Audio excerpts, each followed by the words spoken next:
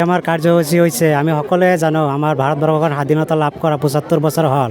ইয়াৰ লগত সংগত ধৰি ৰাখি ভাৰত চৰকাৰে আজাদী কা অমৃত মহোৎসৱ এই উৎসৱটো গোটেই ভাৰতবৰ্ষত উদযাপন কৰা হৈছে।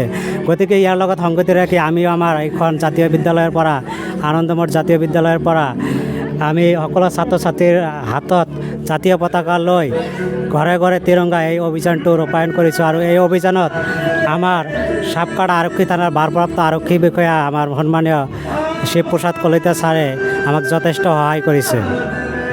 আমি আজি এই সজাগতামূলক সভাৰ জৰিয়তে ৰাজ্যক আহ্বান কৰিব বিচাৰিছোঁ, আমাৰ ভাৰত চৰকাৰে যিখন ব্যৱস্থা লৈছে ঘৰ ঘৰ তিৰংগা অভিযান, এইটো যাতে আমি সকলোৱে পালন কৰোঁ। আমাৰ গোটেই ভাৰতবৰ্ষত যাতে সকলো মানুহে আজি আমাৰ ঘৰ ঘৰ তিৰংগা অভিযানটো আজাদী কা অমৃত মহোৎসৱ এই উৎসৱটো যাতে আমি সকলোৱে ভালদৰে পালন কৰিব পাৰোঁ, ইয়াৰে আশা ৰাখিছোঁ আমি।